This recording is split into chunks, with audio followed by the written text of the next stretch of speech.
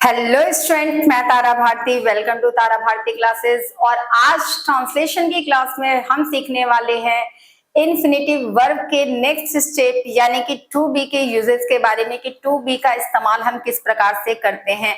तो फटाफट चैनल को लाइक, शेयर और सब्सक्राइब कर लीजिए। क्योंकि कन्वर्सेशन को लेकर, स्पोकन को लेकर और राइटिंग स्किल को लेकर ये क्लासेस आपके लिए बहुत ही इंपॉर्टेंट होने वाली है।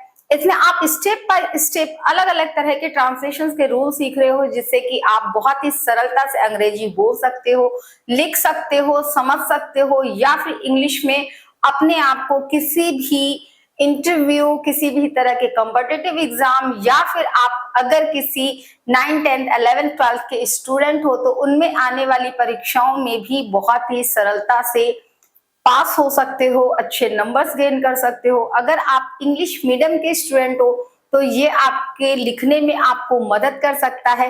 तो बिना ज्यादा बातें किए चलिए चलते हैं अपने क्लास की ओर और सीखते हैं टू बी का इस्तेमाल किस प्रकार से करते हैं।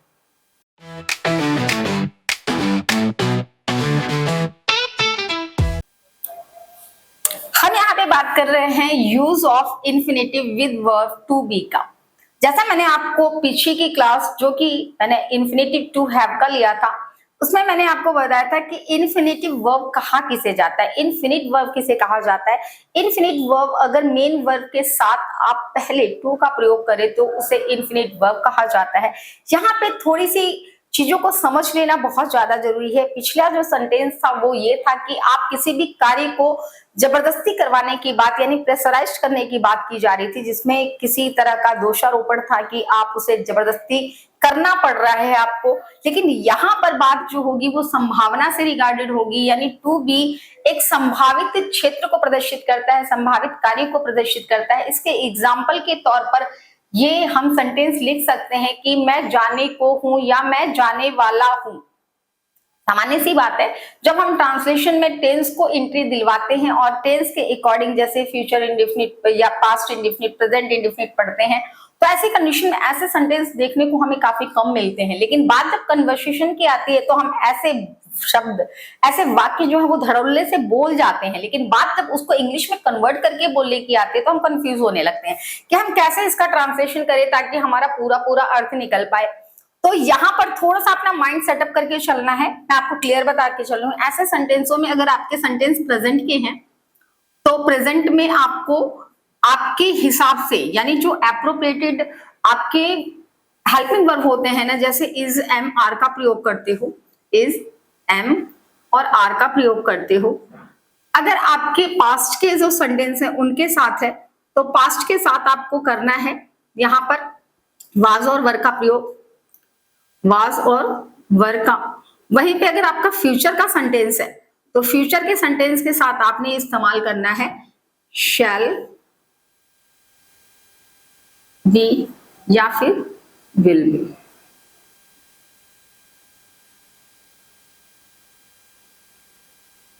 तो यहां पर जो सेंटेंस होने वाले हैं, जैसे मैं विद्यालय जाने को हूं, तो ऐसी कंडीशन में जब आप सेंटेंस बनाओगे, एग्जाम्पल मैं दे रही हूं, मैं विद्यालय जाने को हूं, मैं विद्यालय जाने वाला हूं या जाने को हूं, तो ये सेंटेंस जो है वो आपकी संभावना दर्शा रहा है। आप पूरी तरीके से एक्यूरेट नहीं हो, जाने वाला हूं। तो ये सेंटेंस जो है ना वो आपको पूरी तरीके से क्लियरिटी प्रोवाइड नहीं कर रहा है कि आप जाने के लिए फुल्ली डिसाइडेड हो कि आप जा ही रहे हो। आप एक संभावना बता रहे हो कि मैं वहां जाने वाला हूं। तो जहां पे वाला हूं लग जाता है ना, वो संभावना को प्रेषित करता है। इसको जब हम ट्रांसलेट करते हैं तो सबसे पहले रूल देख लीजिए। हम सबसे पहले लिखते हैं सब्जेक्ट को, फिर मैं यहां पर सिर्फ लिख रही हूं appropriated verb, helping verb, appropriated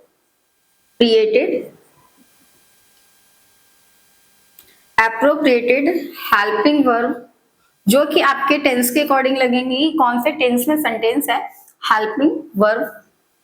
then आपको लगाना है टू, और सबसे लास्ट में आपको वर्ब, मेन वर्ब का प्रयोग करते हुए सबसे लास्ट में अगर आपका ऑब्जेक्ट बचता है तो ऑब्जेक्ट को आपको लगाना है, जैसा कि आपके सेंटेंस में दे रखा है।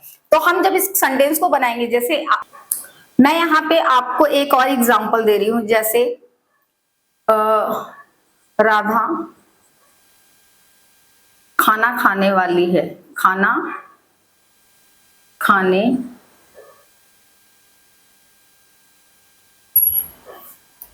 वाली है। तो हम यहाँ पे क्या करेंगे, राधा लिखेंगे इंग्लिश में, जैसा कि हमारा सब्जेक्ट है राधा। राधा लिखा हमने, यहाँ पे है लगा है, यानी राधा जो है उसके साथ हेल्पिंग वर्ब हम इज का प्रयोग करेंगे। इज लिखा हमने, इसके बाद वो क्या करने वाली है, राधा इज टू ईट, और क्या खाने वाली है वो, खाना। तो Radha is to eat the food.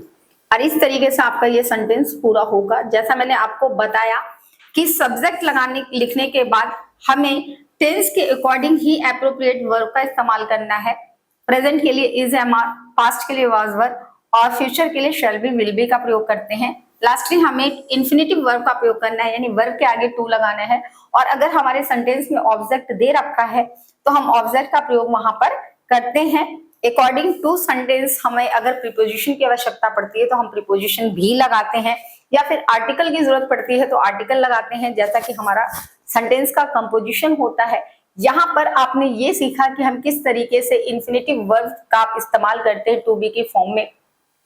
देखिए, मैं यहाँ पर आपको एक चीज बता के चलना चाहती हूँ कि कोई भी भाषा या कोई भी लेखन शैली तब बहुत ज्यादा आपके लिए वैल्यूएबल हो जाती है जब आप किसी तरह के कॉम्पिटिटिव एग्जाम को दे रहे हो, लेकिन उतना ही जरूरी इस पर प्रैक्टिस किया जाना है। जिस तरीके से लोग अपने आप को मैथ्स में अच्छा करने के लिए प्रैक्टिस करते हैं, जब तक आप प्रैक्टिस नहीं करते तब तक आप कैलकुलेशन में निपुण नहीं होते।